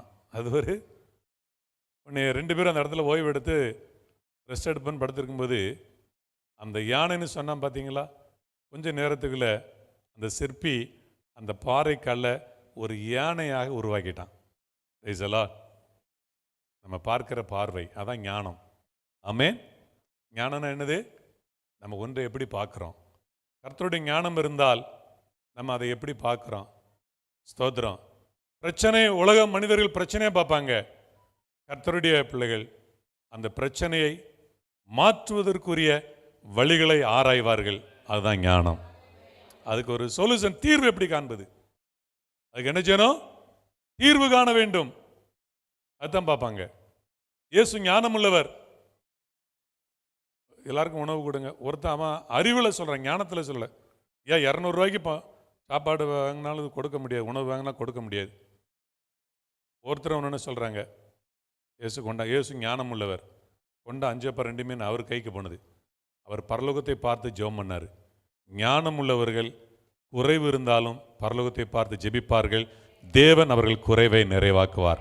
நல்ல கரங்களை தட்டி ஆமென். அதுதான் ஞானம். ஜெபிக்கிறதா என்னது? ஞானம். அதான் ஞானம். ஞானம் தன் வீட்டை கட்டி தன் 7 தூண்களை சித்திரம் தீர்த்து. ஞானம் வந்து வீட்டை கட்டும். புத்தியுள்ள ஸ்திரீ வீட்டை கட்டுகிறாள், புத்தியில்லாத இடித்துப்படுகிறாள். அது புத்திங்கிறது தேவ ஞானம். ஒரு குடும்பம் நடத்தப்படுவதற்கு தேவ ஞானம் தேவை. கணவன் மனைவிக்கு தேவ ஞானம் இல்லைன்னா அந்த குடும்பம் சமாதானமாய் வாழ முடியாது. சமாதானமாய் வாழ முடியாது.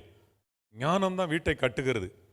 ஞானம் ரொம்ப முக்கியம். அப்போ வசனம் தான் ஞானம். அப்போ நம்ம கேட்க வேண்டியது, ஆண்டவரே உம்முடைய ஞானம், உம்முடைய வார்த்தையை தாங்க, உம்முடைய வசனத்தை எனக்கு தாங்க என்றுதான் நம்ம கேட்க வேண்டும். அப்போ ஆண்டவர் இந்த ஞானம் என்று சொல்கின்ற பொழுது நீங்கள் வாசித்து பார்க்கும்போது ஏசாயா 11:2, ஏசாயா 11:2 ஞானத்தையும் உணர்வும் உள்ள ஆவி அப்படியே சொல்லப்படுகிறது. ஞானம் உணர்வு. ஞானம் வரும் பொழுது ஒரு மனுஷனுக்கு உணர்வு வருது. அப்போ உணர்வு தான் ஞானம். ஆமேன்னு சொல்லுங்களேன். அல்லேலூயா. உணர்வு தான் ஞானம். நம்ம ஆங்கிலத்தில் அலர்ட்டுங்கிற வார்த்தை சொல்லுகிறோம். விழிப்புணர்வு. விழிப்புணர்வு. வருமுன் காப்போம் எல்லாம் சொல்றோம். இயேசு சொன்னார், நீங்கள் எப்படி இருக்க வேண்டும்? புறாக்களை போல கபடற்றவர்களாக, பாம்பை போல வினா உள்ளவர்களாக. ரொம்ப அலர்ட்டா இருங்க. அதான் ஞானம், அந்த உணர்வு. ஒரு தீமை நமக்கு முன்னால வருது, அந்த ஞானம் இருந்ததுன்னா நமக்குள்ள ஒரு பெல் அடிக்கும், ஒரு மணி அடிக்கும். உணர்வு. உனக்கு முன்பாக ஒரு தீமை, நீ விலகி உன்னை காத்துக்கொள். ஆமென் சொல்லுங்க. அல்லேலூயா. நான் நிறைய டிரைவ் பண்ணியிருக்கேன். மேலே டிரைவ் பண்ணும்போது ஆண்டவர் எனக்கு ஞானம் கொடுப்பாரு. சோதரம். சும்மா டிரைவிங்னா சும்மா ஆக்சிலேட்டர் அழுத்தி 100 போயிட்டு இருக்கக்கூடாது. ஆண்டவர் சொல்லுவார், திடீர்னு ஸ்பீடை குறைம்பாரு. முன்னால் ஒருத்தன் சைக்கிளில் போய்கிட்டு இருப்பான், ஸ்பீடை குறைம்பாரு, அப்படியே சுலவாயிரும். ஏன் ஸ்பீடை குறைக்க சொன்னார்னா டக்குன்னு அவன் சைக்கிளில் ரைட் சைடில் கட் பண்ணிடுவான். நமக்கு அதுதான் உணர்வு. அது என்னது?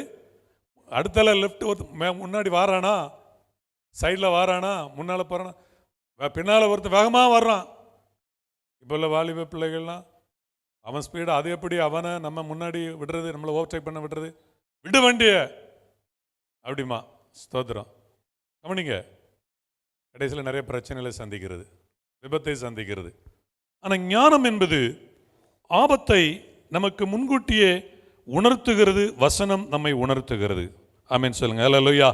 இந்த ஞானத்தை ஆண்டவர் உங்களுக்கு தருவாராக. ஞானத்துக்காக நீங்கள் ஜெபம் பண்ண வேண்டும். ஆண்டவர் நல்லவர். சாலமோன் இந்த ஞானத்தை ஆண்டவர்கிட்ட கேட்குறான். ஆண்டவரே, எனக்கு என்ன வேணும்?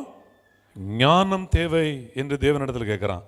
ஆண்டவர் அவனுக்கு என்ன கொடுத்தாரு? நீங்கள் நல்லா கவனித்து பார்க்கின்ற பொழுது அந்த ராஜாக்கள் புஸ்தகத்தில் 1 ராஜாக்கள் புஸ்தகம் 3ஆம் அதிகாரம் 12வது வசனத்தை நம்ம வாசித்து பார்க்கின்ற பொழுது தேவன் அங்கு வசனம் என்ன சொல்லி, வசனத்தை வாசிக்க கேட்போம்.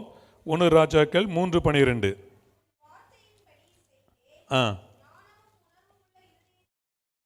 ஞானமும் உணர்வுள்ள இருதயத்தை தந்தேன். என்ன இருதயம்? ஞானம். அவன் என்ன கேட்டான்? எல்லாரும் கவனிங்க. சாலமோன் என்ன கேட்டான்? ஞானத்தை கேட்டான். ஆனா ஆண்டவர் என்ன கொடுத்தாரு? ஞானமும். அப்போ ஞானம் என்பது உணர்வுள்ள இருதயம். எல்லாரும் சொல்லுங்க, ஞானம் என்னது? உணர்வுள்ள இருதயம். அல்லேலூயா. ஞானம் தான். அதான் வசனத்தை அறிந்து கொண்டவர்கள் ஆண்டவர் நீங்கள் ஞானவான்களா மாறிட்டேன் அப்படின்னா உண்மையான தெய்வத்தை நம்ம கண்டு கொண்டோம். நம்ம எல்லாரும் ஞானம் உள்ளவர்கள். ஆமேன்னு சொல்லுங்களேன். ஒரு மனுஷன் புத்தியாக நடக்கிறன்னா சரியானதை செலக்ட் பண்ணுறான். அவனுக்கு முன்னால் நிறைய சாய்ஸ் இருக்குது, ஆப்ஷன் இருக்குது. சரியானவற்றை தெரிந்து கொள்வது புத்தியுள்ளவன். சரியானவற்றை தெரிந்து கொண்டான்னு அவனை பாராட்டுவார்கள். நீங்கள் நானும் உண்மையான தெய்வத்தை தெரிந்து கொண்டோம். Price the Lord. அதான் ஞானம். உலகத்தில் எவ்வளோ படித்தவங்க உண்மையான தெய்வத்தை தெரிந்து கொள்ளவில்லை. கடவுள் தப்பானதை தெரிந்து கொண்டிருக்கிறார்கள். தப்பான ஆராதனை தெரிந்து கொண்டிருக்கிறார்கள். தப்பான ஜெபத்தை தெரிந்து கொண்டிருக்கிறார்கள். நீங்கள் நானும் உண்மையான ஆராதனையை தெரிந்து கொள்ள ஆண்டவர் உதவி செய்திருக்கிறார். ஆமென் சொல்லுங்க. அல்லேலூயா. அதான் ஞானங்க. அதான் பெஸ்ட். இதான் ஞானம். ஞானம் என்னன்னா சரியானவற்றை தெரிந்து கொள்ளக்கூடிய உணர்வு. அந்த உணர்வு இதில் நான் வேகமாக உங்களுக்கு சில காரியங்களை சொல்லி உங்களுக்கு ஜெபிக்க விரும்புகிறேன். உணர்வு என்பது தேடுவதில் உணர்வு. ஞானம் உள்ளவர்கள் கடவுளை தேடுவார்கள். சங்கீதம் 14:2, சங்கீதம் 53:2, ரோமர் 3:11 ஆகிய 3 வசனங்களை வாசிக்கிறோம். அங்கே சங்கீதம் 14:2, 53:2 சொல்லப்படுகிறது. என் வாசிக்க கேட்போம். தேவனை தேடுகிற உணர்வு உள்ளவன் உண்டோ என்று பார்க்க நோக்கினார். அப்ப ஞானம் உள்ளவன் தேவனை தேடுவான். ஆமென் சொல்லுங்க. நல்லா சொல்லுங்க. ஆமென். அதான் ஞானம். கர்த்தரை தேடுகிறதா ஞானம். சிங்கக்குட்டிகள் தாழ்ச்சி அடைந்து பட்டினியார் கர்த்தரை தேடுகிறவர்களுக்கோ.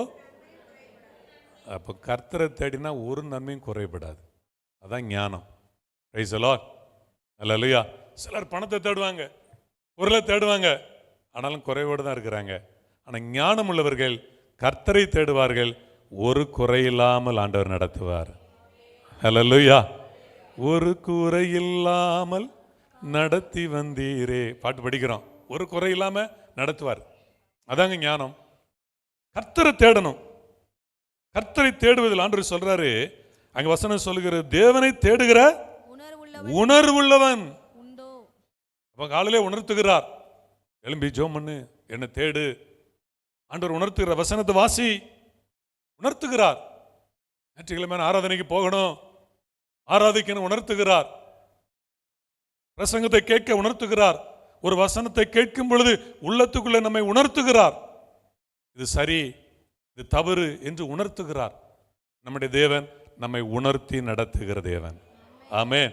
காரணம் ஜீவனுள்ள தேவன், ஜீவனுள்ள தேவன். அப்ப அதுக்கு அது இப்ப நம்ம உலகத்தில் அது கண்ணு இருந்தாலும் காணாது, காது இருந்தாலும் கேட்காது, மூக்கு இருந்தாலும் உணர்வில்லாத. அதான் ரோமர்ல வாசிக்கிறோம். ரோமர்ல என்ன சொல்லப்பட்டிருக்கிறது என்று சொன்னால், தேவனை தேடாதனால அவங்க இருதயம் உணர்வில்லாத, அவர்களுடைய இருதயம் இருளடைந்ததாம். ரோமர் 1 அதிகாரத்தில் வாசிக்கிறோம். சிருஷ்டிகரை தொழுது சேவியாமல் சிருஷ்டியை தொழுது சேவித்ததுனால உணர்வில்லாத அவர்களுடைய இருதயம் இருளடைஞ்சது. அப்ப இருதயம் உணர்வு இல்லைன்னா இருளடைஞ்சிரும். உணர்வுக்கு மனசாட்சி சிலருக்கு செத்து போயிடும். உணர்வுக்கு இடம் கொடுக்க மாட்டாங்க, உணர்த்தப்பட்டாலும் அதை மதிக்க மாட்டாங்க. அதனால அவங்க இருதயம் என்ன ஆகுறது? இருளடைஞ்சு கடைசியில் அவங்களுக்குள்ள உள்ளத்துக்குள்ள சந்தோஷம் இருக்காது, மனதில் ஒரு மகிழ்ச்சி இருக்காது.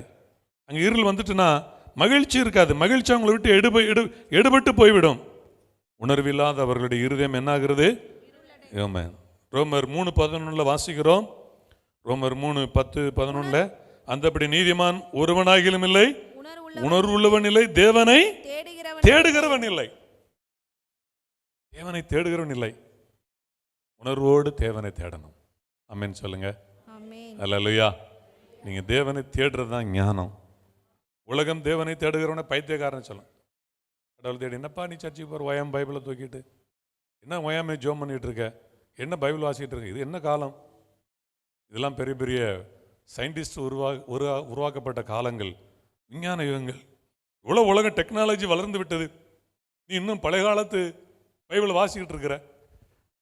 ஆப்பிரிக்கா காட்டில் ஒரு மனிதன் பைபிள் வாசிக்கிட்டு இருந்தான்.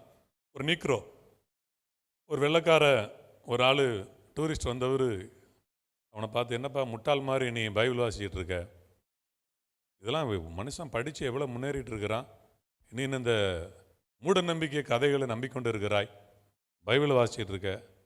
உடனே அந்த ஆப்பிரிக்கா அந்த நீக்கிற மனிதன் சொன்னானா, அதெல்லாம் ஒன்றும் தெரியாது எனக்கு, நீங்கள் சொல்கிறத பற்றிலாம் ஒன்றும் விவரம் தெரியல, நான் ஒன்றே ஒன்று சொல்கிறேன், என்ன சொல்லப்பா, இந்த பைபிள் நான் வாசிக்கிறதுனால, எங்கள் முன்னோர்கள் வாசித்து வந்ததுனால நீங்கள் இப்பொழுது ஏன் முன்னால் உயிரோடு இருக்கிறீங்க அப்படின்னு அவன் சொன்னானா. எங்கள் முன்னோர்கள் மனிதர்களை பிடித்து சாப்பிடுகிறவர்கள், நரமாமிசம் மனிதர்களை சாப்பிட்றவங்க எங்கள் முன்னோர்கள். இந்த காட்டில் எங்கள் முன்னோர்கள் என்ன செய்தாங்க? மனுஷனை சாப்பிட்றவங்க. உங்களை மாதிரி மிஷனரிகள் வந்து இந்த பைபிளை கொடுத்து வசனத்தை வாசித்ததுனால இன்னைக்கு நாங்கள் மனிதர்களாக இருக்கிறோம். இந்த பைபிள் மட்டும் வரலன்னா நீ இருப்ப என் வயிற்றுக்குள்ளே இருப்பீர் அப்படின்னு அந்த மனுஷன் சொன்னானோ.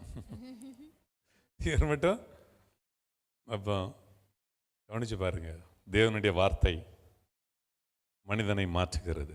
அல்லேலூயா. தேவனை தேடுகிறவன் இல்லை. இந்த காலகட்டத்தில் அப்படி ஆயிட்டாங்க. நீ கடவுளை மதிக்கிறது இல்லை, கடவுளை தேடுகிறது இல்லை. உலகம், வேலை, அதுதான் முக்கியத்துவம். இன்னைக்கு ஆண்டவருடைய பிள்ளைகள் கூட உலகம், வேலை, சில ஆட்களுக்கு ஞாயிற்றுக்கிழமை கூட ஆராதனைக்கு முக்கியத்துவம் கொடுக்காம உலக வேலைக்கு ஓடுகிற ஒரு காலத்தில் இருக்கிறோம். ரட்சிக்கப்பட்டவங்க கூட சரி அடுத்த வாரம் பார்த்துக்கொள்ளலாம் அப்படிங்கிற எண்ணத்தில் அப்படி இருக்கக்கூடாது. நீங்கள் ஸ்தோத்திரம், தேவனை தேட வேண்டும். ஆமென். தேவனை தேடணும்.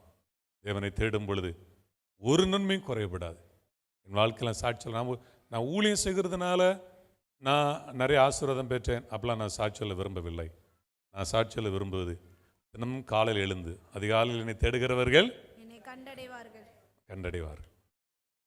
காலைதோறும் அவருடைய கிருபை புதியது. காலையில் எழும்பி மற்ற வேலைகளை செய்ய முன்னாடி நேரம் ஆண்டவர் நம்ம சமூகத்தில் ஜெபம் பண்ணி அந்த வேதம் வாசிச்சுட்டு ஆண்டவரை தேடுகிறதுனால ஒரு ஆசீர்வாதம் உண்டாகிறது. ஆமென்.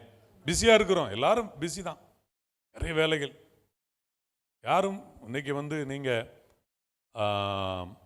சிட்டியில் தான் பிஸி, கிராமங்களெல்லாம் அவங்க அப்படின்னு நினைக்காதீங்க. இன்னைக்கு கிராமத்தில் வாழுகிற மக்கள் கூட ரொம்ப பிஸி ஆகிட்டாங்க. வேலைக்கெல்லாம் பாருங்கள், அவங்க கிராமத்தில் காலையிலே புறப்பட்டு பைக்கிலலாம் 100 கிலோமீட்டர் தூரத்துக்கு பைக்கில் போகிறாங்க. சம்பளம் அதிகமாக சம்பாத்தியம் பண்ண. இப்போ எங்கள் ஊர் சைட்லலாம் இந்த சாமில்னு இருக்குது, மரம் இருக்கிற மில் இருக்குது, மர அறுவை மில். அங்கே சம்பளம் ஒரு நாளைக்கு வேலை செய்தால் 600 ரூபா 700 ரூபா கொடுப்பாங்க. அங்கேருந்து எங்களுக்கு, நாங்கள் கேரளா பார்டர் உள்ளே போனால் ஒரு 60 கிலோமீட்டர் 70 கிலோமீட்டர் உள்ளே போனோம்னா ஒரு நாளைக்கு 1400 1500 சம்பளம். ஒரு நாளைக்கு எவ்வளோ சம்பளம்? அவங்களுக்கு மரம் இருக்க தெரியணும், அந்த மிஷினில் அது சைஸ் எல்லாம் அவங்களுக்கு அந்த அதில் எக்ஸ்பீரியன்ஸான ஆட்களும் அதை செய்ய முடியும், எல்லாராலையும் செய்ய முடியாது. அப்போ அதுக்காக அவங்க காலையிலே எழும்பி அவங்க என்ன செய்கிறாங்க, பைக்கில் கூட ஒரு ஆள் 2 பேர் சேர்ந்து அவ்வளோ தூரம் கொத்தனார்கள் இங்கே வேலை செஞ்சால் ஒரு 800 ரூபா 900 கொடுப்பாங்க. அங்கே போய் வேலை செய்தால் 1500 1600. அப்படின்னு என்ன செய்யறது அவ்வளோ தூரத்துக்கு? நம்ம நினைக்கிறோம் சிட்டியில் தான் பிஸியாக இருக்காங்க, கிராமத்து மக்களுக்கு அவங்களும் பிஸி. அப்படி கிடையாது, எல்லா ஊர்களையும் எல்லாரும் பிஸியாக இருக்காங்க. ஊழியக்காரங்க எல்லாருமே பிஸி தான். நம்ம வேலை அலுவல் நிறைய இருக்கிறது. ஆனால் அதன் மத்தியில் கர்த்தரை தேடுகிறதிலும் நம்ம உண்மையாக இருக்கணும். ஆமென். அல்லேலூயா. கர்த்தரை தேடணும். படிக்கிற பிள்ளைகள் இரவும் பகலும், சில பிள்ளைகளுக்கெல்லாம் இந்த பப்ளிக் எக்ஸாம் முக்கியமான கிளாஸ் வந்துட்டுனா நிறைய பேரண்ட்ஸே சண்டே அனுப்ப மாட்டாங்க சர்ச்சுக்கு, டியூஷன். எங்கள் ஏரியாவில் எங்கள் பிள்ளைகளை நாங்கள் கிறிஸ்டின் ஸ்கூலில் சேர்த்தோம், டியூஷன் அனுப்புறது கிடையாது. ஞாயிற்றுக்கிழமை ஆராதனைக்கு போகாமல் எந்த படிப்பும் அவசியம் கிடையாது. அப்படிப்பட்ட ஸ்கூலும் தேவையில்லை, அப்படிப்பட்ட படிப்பும் அவசியம் இல்லை. கர்த்தர் ஆசீர்வதிப்பார். ஆமென். அப்படி தான் விசுவாசத்தை கற்றுக் கொடுத்தோம். கடவுளை தேடாமல் எந்த படிப்பும், கடவுளை தேடாத படிப்பு அவசியமே கிடையவே கிடையாது. அந்த படிப்பில் ஒரு மேன்மை கிடையாது, அதில் ஒரு உயர்வு கிடையாது. அப்படி தான் விசுவாசத்தை கற்றுக் கொடுத்தோம். பிள்ளைகளை கடைப்பிடிக்கிறாங்க, பிள்ளைகள் ஆசீர்வாதமான நிலையில் இருக்கிறாங்க. ஆமென். அல்லேலூயா சொல்லுவோம். ஆமென். கர்த்தரை தேடுவதில் நமக்கு ஒரு உணர்வு இருக்கணும். பிள்ளைகளை தேட வைப்பதில் ஒரு உணர்வு இருக்கணும். கர்த்தரை தேடுறதுல ஒரு உணர்வு. ஆண்டவர் நல்லவர். அடுத்ததாக வசனத்தை பெற்றுக்கொள்ள நமக்கு என்ன இருக்கணும்? உணர்வு இருக்கணும். நிறைய காரியங்கள் இருக்குது. நான் ரெண்டு மட்டும் சொல்லி முடிக்கிறேன். சங்கீதம் 119:73 எங்கம்மா வாசிங்க. சங்கீதம் 119:73. 119ஆம் சங்கீதம் 73. கரங்கள் என்னை உண்டாக்கி என்னை உருவாக்கிச்சு, உம்முடைய கற்பனைகளை கற்றுக்கொள்ள என்னை உணர்வுள்ளவனாக்கும். உம்முடைய கற்பனைகளை கற்றுக்கொள்ள, வசனத்தை கற்றுக்கொள்ள என்னை உணர்வுள்ளவனாக்கும். உபதேசங்கள் சத்தியங்களை கற்றுக்கொள்ள. இக்காலகட்டத்தில் நம்ம ஆராதனைக்கு வருவதே கடினம், உபதேசங்களை கற்றுக்கொள்ளப்படும். நான்லாம் வாலிப வயதில் வசனம் அதிகமாக அறிந்தது பைபிள் ஸ்டடி. எங்கள் சபையில் புதன்கிழமை தோறும் பைபிள் ஸ்டடி எங்கள் பாஸ்டர் கேஸ் ஆண்ட்ரூஸ் நடத்துவார். பாஸ்டர் அபிரகாம் தாம்ஸுடைய தகப்பனார். ரெகுலராக போயிடுவேன். எனக்கு சண்டே மார்னிங் சர்வீஸ் முக்கியமோ அதற்கு சமமாக பைபிள் ஸ்டடிக்கு நான் முக்கியத்துவம் கொடுப்பேன். சபையில் அந்த நாட்களில் ஒரு 150 ஒரு 150-200 விசுவாசிகள் சபையில் இருந்தாங்க. ஆனால் பைபிள் ஸ்டடியில் ஒரு 30 பேர் தான் வருவாங்க, ஒரே தான் வருவாங்க. அதில் நான் வருவேன். வசனங்களை, கற்பனைகளை கற்றுக்கொள்வது, வசனத்தை கற்றுக்கொள்ளணும். வசனம் அர்த்தம் என்ன, உபதேசம் என்ன, கட்டளை என்ன, வசனம் ஆண்டவர் வைத்திருக்கிற வசனத்தின் மூலம் வைத்திருக்கிற ஒழுங்கு என்ன, கற்றுக்கொள்ளணும். அதுக்கு உணர்வு வரணும். இன்றைக்கு வசனங்கள் கற்றுக்கொள்வதில்லை. சண்டே ஸ்கூல், நம்முடைய பிள்ளைகள் பாக்கியவான்கள், சின்ன வயசுல சண்டே ஸ்கூல் நடத்துகிறாங்க, போகிறாங்க, வசனம் தெரியுது. உண்மையில் அது கரெக்டு. நிறைய பெற்றோர்கள் பிள்ளைகளை ஆலயத்துக்கு கூட கூட்டு வர மாட்டேங்காங்க. சண்டே ஸ்கூல் பிள்ளைகளை வசனம் படிக்க வைக்கிறது, இந்த பைபிள் போட்டிகளில் வசனத்தை படிக்க வைக்கணும். எங்கள் ஏரியாவில் செங்கோட்டில் ஒரு ஸ்கூல் இருக்குது, ஏஜி ஸ்கூல் இருக்குது. அந்த ஸ்கூலில் இந்த பைபிள் போட்டி வைப்பாங்க. ஃபஸ்ட்டு மார்க்கு யாருன்னு பார்த்தீங்கன்னா முஸ்லீமில் ஃபஸ்ட்டு மார்க் எடுக்கு. பைபிள் வசனம் எழுதி யார் ஃபஸ்ட்டு மார்க்கு? முஸ்லீம் இல்லை. சில நேரத்தில் சர்ச்சில் சண்டே ஸ்கூல் இந்த சில்ட்ரன்ஸ் மினிஸ்ட்ரி மூலமாக ஏதாவது ப்ரோக்ராம் நடத்தும்போது அந்த ப்ரோக்ராமில் வசன போட்டி இருக்கும், பாடல் போட்டி இருக்கும், மியூசிக் போட்டி இருக்கும், நடனம், டான்ஸர் எல்லாம் இருக்கும். மோஸ்ட்லி சேர்றது டான்ஸு பாட்டில் தான் சேருவாங்க. இதில் ஆர்வம் டான்ஸ்லேயும் பாட்டுலையும். இப்போ சர்ச்சுக்குள்ளே எதை வந்துட்டு பாருங்க, சர்ச்சுக்குள்ளே இப்போ என்ன இருக்குது? நடனமும் பாடலும், ஆடல் பாடல். இந்த கிராமங்களே சொல்லுவாங்க, எங்கள் ஊரில் அரசாங்கமே நிறுத்திட்டு ஆடல் பாடலை. தெரியுமா உங்களுக்கு? கிராமங்களில் இந்த கொடை விழாக்களில் ஆடல் பாடல்னு ஒரு நிகழ்ச்சி நடத்துவாங்க ரெகுலராக. அதில் என்ன ஆடுவாங்க? டான்ஸ். அந்த ஆடல் பாடல் அரசாங்கம் வந்து கவர்மெண்ட்டு சட்டம் போட்டு அதில் நிறைய பிரச்சனைகள் உருவாகிறதுன்னு. ஆனால் இன்றைக்கி சர்ச்சு அங்கே உலகமே நிறுத்துது, சபையில் இன்றைக்கி ஆடல் பாடல் நடக்குது. சபையில் என்ன நடக்கு? ஆடல் பாடல். அதை நிறுத்த மாட்டேங்காங்க, உலகம் நிறுத்துது ஆடல் பாடல் நிகழ்ச்சியை. பிள்ளைகள் வசனத்தை கற்றுக்கொள்ளணும். வசனத்தை, அந்த வசன போட்டிகளில் பைபிள் குயிஸில் பங்கெடுக்கிற பிள்ளைகள் மிக குறைவாக இருக்குது. அதில் நிறைய பேரில் எண்ணிக்கை வரும்போது ஒரு 50 பேரில் ஒரு 5 பிள்ளைகள் தான் அதில் பெயர் கொடுக்குறாங்க. மற்ற 45 பிள்ளைகள் மற்ற காரியங்களுக்கு பெயர் கொடுக்கிறார்கள். பாட்டு பிடிக்க ரொம்ப பேர் ஆசை. ஸ்தோத்திரம். இப்போ எல்லா பிள்ளைகளுக்கும் சூப்பர் சிங்கராக ஆசைப்படுதுங்க. என்னது? சூப்பர் சிங்கர் ஆகணும். ஸ்தோத்திரம். வசனம் படிக்கணும் நம்முடைய பிள்ளைகள். அல்லேலூயா. வசனம் அந்த பிள்ளைகளை கடைசி வரை கைவிடாது. வசனம் நடத்தும் பிள்ளைகள். அப்போ அவன் சொல்றான், ஆண்டவரே நான் வசனத்தை கற்றுக்கொள்ள, என்னை கற்றுக்கொள்ள எனக்கு என்ன செய்யும்? உதவுங்க ஆண்டவரே, கற்றுக்கொள்ளணும். மூணாவது ஒண்ணே சொல்லி முடிக்கிறேன். உணர்வு. மூன்றாவது உணர்வு, பாவத்தை குறித்து உணர்வு. வசனம் பாவத்தை குறித்து உணர்வு கொடுது. ஓசியா 4:14. ஓசியா தீர்க்கதரிசியின் புஸ்தகம் 4ஆம் அதிகாரம் 14வது வசனத்தில் அங்கே என்ன சொல்லப்படுகிறது? ஞானம் என்பது இதுதான் ஞானம். ஒரு மனுஷனுக்கு ஞானம் என்பது தன் தப்பை குறித்து ஒரு உணர்வு உண்டாகிற மனுஷன்தான் ஞானம் உள்ளவன். அல்லேலூயா. அவன் தான் யாரு? ஞானம் உள்ளவன். உங்கள் குமாரத்திகள் வேசித்தனம் செய்கிறது நிமித்தம், உங்கள் மருமக்கள் மேல் விபச்சாரம் செய்கிற நிமித்தம் நான் அவர்களை தண்டியாமல் இருப்பேனோ? அவர்கள் விலகி வேசிகளுடைய கூட போய் தாசிகளுடைய பலியிடுகிறார்கள். உணர்வில்லாத ஜனங்கள் அதனால் சிக்குண்டு விழுவார்கள். உணர்வில்லாதவங்க தான் பாவத்தில் சிக்குண்டு சில சிக்கலான சில காரியத்தில் சிக்கிடுவாங்க. இவங்களாம் உணர்வில்லை. இது பாவம். அந்த பாவ உணர்வு ஆவியானவர் வசன உணர்வை கொடுக்கும் பொழுது இது தப்பு, போயிடாத உணர்வை கொடுப்பார். வேண்டாம், இதில் சிக்கிக்கொள்ளாதே உணர்வை கொடுக்கிறார். இப்போ பாவத்தை குறித்து உணர்வு, பரிசுத்த ஆவியானவர் குறித்து வேதம் என்ன சொல்லுகிறது? அவர் பாவத்தை குறித்து, நீதி குறித்து, நியாய தீர்ப்பை குறித்து கண்டித்து உணர்த்துவார். நம்முடைய ஆண்டவர் உணர்த்துகிறவர். அல்லேலூயா. ஒரு காலத்தில் நம்ம யாராயிருந்தோம்? எபேசியர் 4:19 சொல்லுகிறது, உணர்வில்லாதவர்களாய் சகலவித அசுத்தங்களையும் ஆவலுடன் நடப்பிக்கும்படி தங்களை காம விகாரத்திற்கு ஒப்பு கொடுத்திருக்கிறார்கள். நீங்களோ இவ்விதமாய் கிறிஸ்துவை கற்றுக்கொள்ளவில்லை. உணர்வில்லாதவங்க தான் தப்பான பாதையில போறாங்க. ஏன் செய்தா என்ன கிடையாதுங்க. ஒரு பனிஷ்மெண்ட் இருக்கு, ஒரு தண்டனை வருது. மனுஷன் எதை விதைக்கிறானோ அதை அறுப்பான். ஒரு பழமொழி நம்ம ஊரில் சொல்லுவாங்க, உப்பை தின்னவன் தண்ணியை குடிக்கணும். உப்பை தின்னவன் அப்படின்னா என்ன அர்த்தம்? மனுஷன் எதை விதைக்கிறானோ தேவன் தம்மை பரியாசம் பண்ண விட்டார். கடவுள் உண்மையில் நீதி உள்ளவர். இன்னைக்கு நம்ம பார்க்குறோம், பாவம் செய்கிறவங்க நல்லா இருக்கிறது போல தெரியல. அவங்க சந்ததியை கொஞ்சம் நீங்கள் பார்க்கணும். அவங்க சந்ததியை பார்க்கணும், தலைமுறைகளை பார்க்கணும், அவங்க பிந்தின வாழ்க்கையை பார்க்கணும். ஆகாப் காலத்தில் அவன் பாவம் செய்தான், தன்னை தாழ்த்தினான், தண்டிக்கப்படாமல் அவன் விட்டுவிடப்பட்டான். ஆனால் அவனுக்கு சொல்லப்பட்ட வார்த்தை, உன்னுடைய பிள்ளைகளை நான் தண்டிப்பேங்கிறார். அவனுடைய சந்ததி தண்டிக்கப்படுகிறது. இங்கே நிறைய பேர் ஏமாற்றி பணம் பறிக்கிறார்கள், லஞ்சம் வாங்கி கொள்ளையடித்து தப்பான வழிகளில் போய் பல காரியங்களை செய்கிறாங்க. அவங்க குடும்பத்துக்கு சாபத்தை வருவித்துக் கொள்கிறார்கள். பிள்ளைகளுக்கு சாபத்தை சம்பாத்தியம் பண்ணுறாங்க. சந்ததி பாதிக்கப்படும். அப்போ பாவம் ஏன் செய்யக்கூடாதுன்னா, நம்ம உணர்வு இருந்தால் நம்முடைய குடும்பம், சந்ததி அது ஆசீர்வதிக்கப்படும். ஆமென் சொல்லுங்க. ஹல்லேலூயா. இன்னைக்கு பாவத்தை என்ஜாய் பண்ணலாம், ஆனால் உங்கள் சந்ததி என்னவாகிறது? அவன் கொஞ்ச நேரம் சுகத்துக்காக தப்பு பண்ணுறான். மோசேயை பாருங்களேன், அவனுக்கு ஒரு உணர்வு வந்தது. அவன் ஒரு பாவ வாழ்க்கையில் இருந்தான். அவனுக்கு ஒரு உணர்வு வந்தது.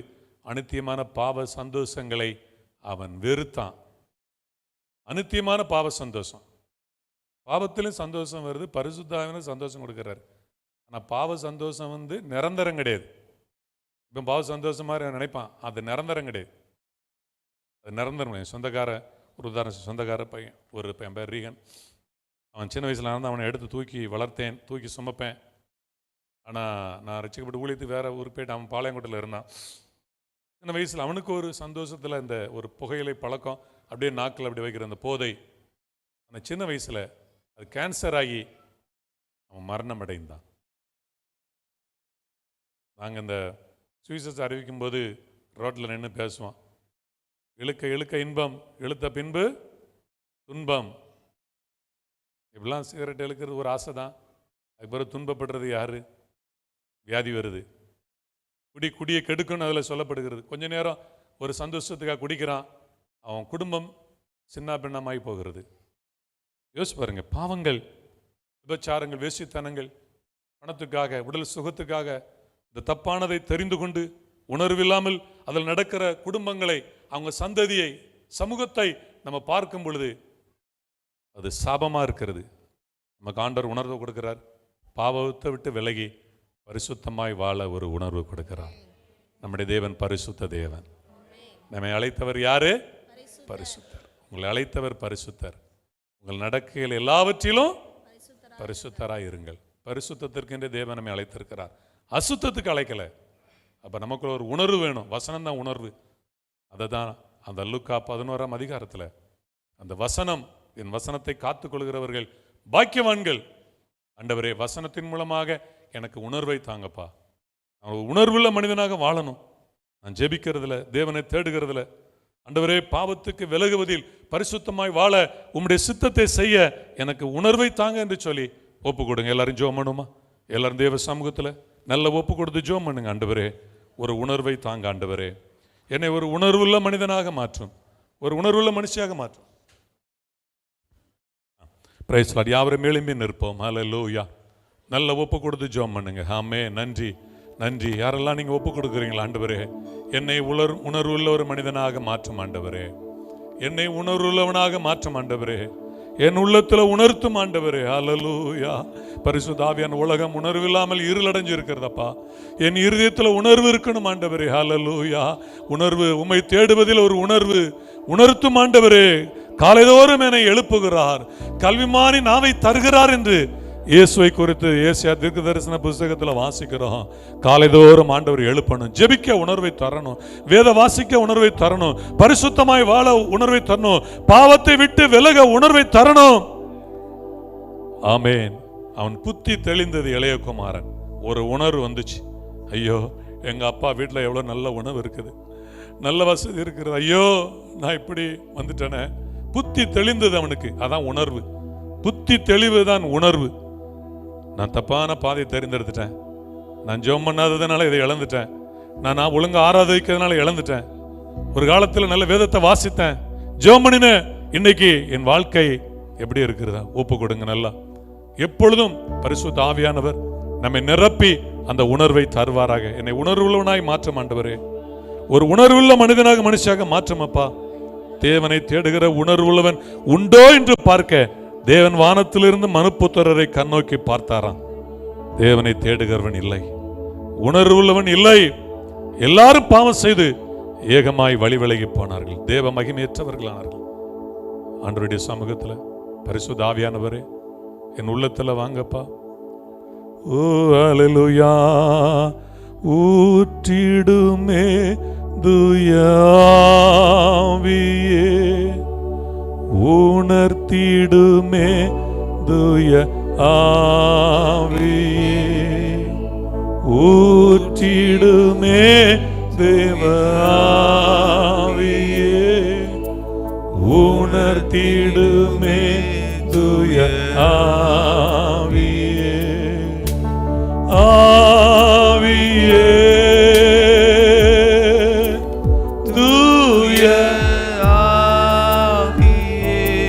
என்னை உணர்த்துங்க ஆண்டவர். ஆண்டவர் உணர்த்துகிறார். சில காரியங்களை விட்டு விலக உங்களை உணர்த்துகிறார்.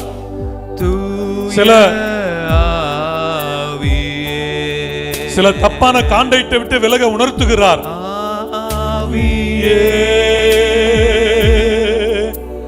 தூய ஆவியே,